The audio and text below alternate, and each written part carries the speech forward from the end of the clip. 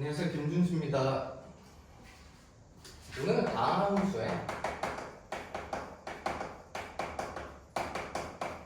거리 곱에 대해서 정리할 거고, 크게 거리 곱이다라고 하는 건 두 가지로 나눠집니다. 뭐가 있냐면 로드 곱 그리고 반대의 롱드 곱. 그러니까 우리가 하고 싶은 건 뭐냐면 그래프에서 계산을 하지 않고 어떻게 하면 함수값 그리고 접선의 길이를 구할 수 있냐는 거지. 그래서 노드 곱이라고 하는 건 뭐냐면 한 x값이요,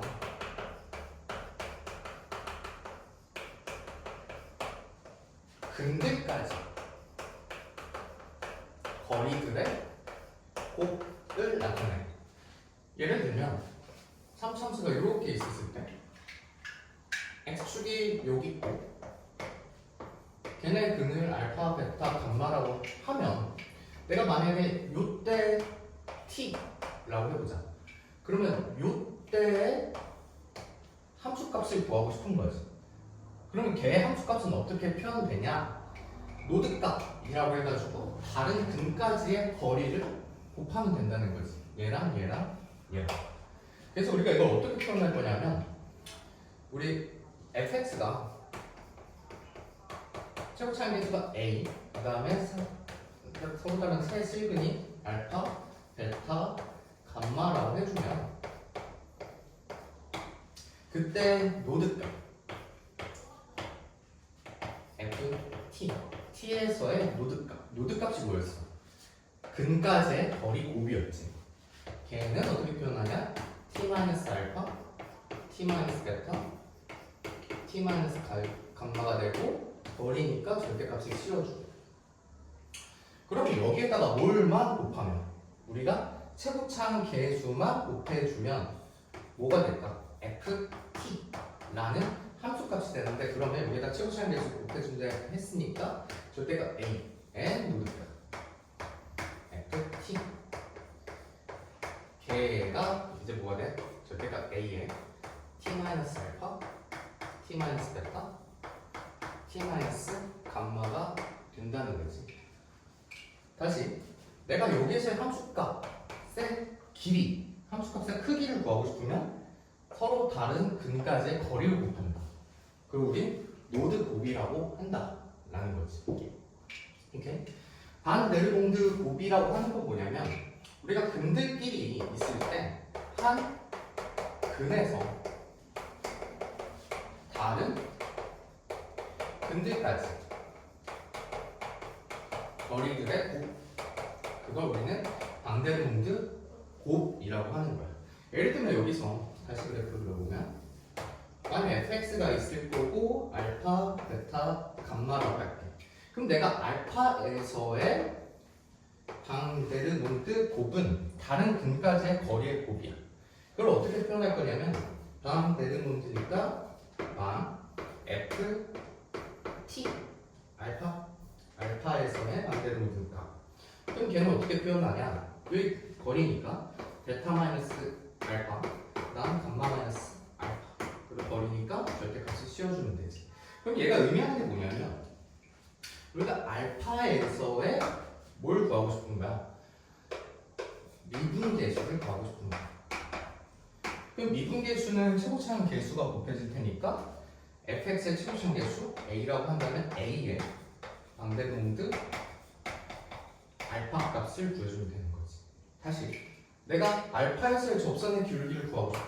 그러면 어떻게 하면 된다고? 다른 근까지 거리의 곱에다가 최고차항 계수까지 곱해주면 나온다 라는 게 반네르봉드 곱을 이용해서 미분계수를 구해준 거지.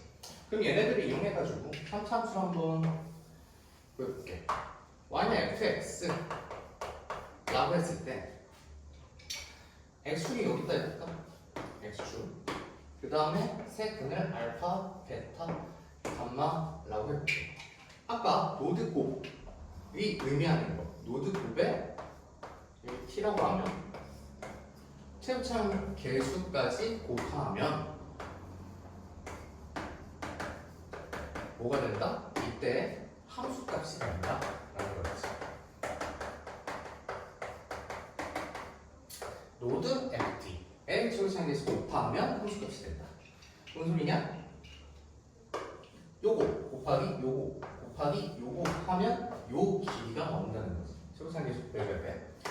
두 번째, 얘네들의 도함수가 있겠지. 도함수. 그럼 걔네들은 극대극소에서 0이 될 거고, 도함수 그려보면 이렇게 되겠지. 얘가 f 프라임 x.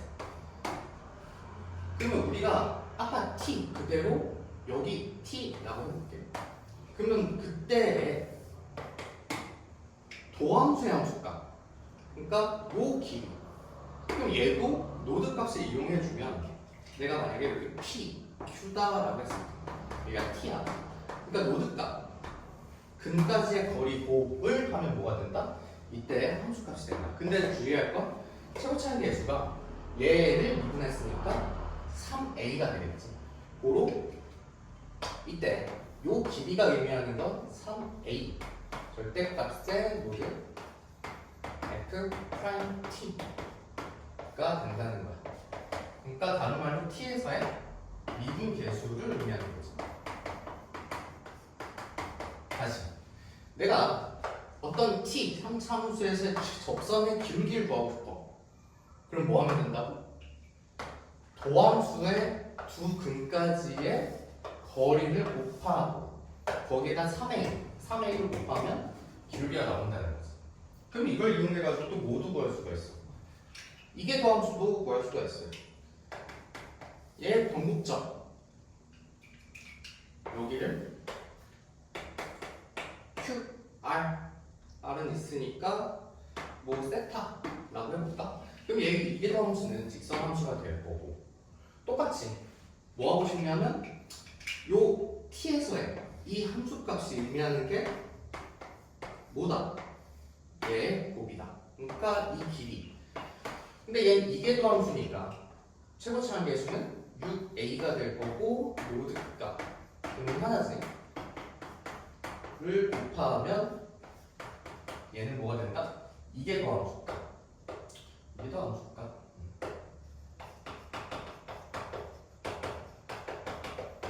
수값이 된다. 다시 내가 변곡점까지 길이는 뭐야?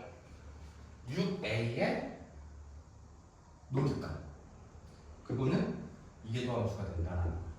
오케이. 그 다음에 반대르몽드 곱을 이용해가지고 3차 함수를 정리를 해볼 건데, 반대르몽드 곱 뭐였냐면 한 근에서 다른 근까지의 거리. 오케이. 3차 함수가 이렇게 생겼고 아까랑 똑같이 x축, 알파, 베타, 감마라고 해볼게. 노드 곱은 이미 한 x에서 다른 근들까지의 거리 곱이었다면 반데르몽드 곱은 한 근에서 다른 근까지의 거리 곱이 돼. 오케이. 이 값을 우리는 반데르몽 곱 f t라고 했지. 그럼 거기에다가 뭐까지 우리가 곱하면 최고차항 계수 a 거기에 절대값까지 곱하면 뭐가 된다? 이 알파에서의 접선의 기울기가 나온다. t가 아니라 알파에서의 반데르몽드 곱. 이게 뭐가 된다? f 프라임 알파가 된다. 오케이. 그러면 x축이 여기 있는 거 말고 만약에 이렇게 있었다라고 해볼게요. 그러면 여기가 알파, 베타가 되겠지. 그럼 여기서의 근은 알파랑 베타가 두 개지만 알파는 중근이지. 그러니까 반데르몽드 곱을 하려면 뭐가 돼야 되냐면 얘의 제곱이 돼야 돼. 그러니까 얘의 길이의 제곱. 반데르몽드 곱. 베타에서의 값은 베타 마이너스 알파의 제곱이 되는 거고, 알파가 중근이니까. 그럼 거기에다 5까지 곱하면 똑같이 최고차항 계수까지 곱하면 뭐가 된다? F 프라임 베타가 된다. 오케이? 그러니까 우리가 근까지의 거리 아니면 다른 근까지의 거리를 곱해가지고 함수값 또는 미분계수를 형식에 좀 찾아낼 수가 있다는 거야. 우리가 그래서 거리곱, 노드곱이랑 방문대의 몽드곱 두 가지가 있다 좀 기억을 해주고 활용을 잘 해주면 되겠어.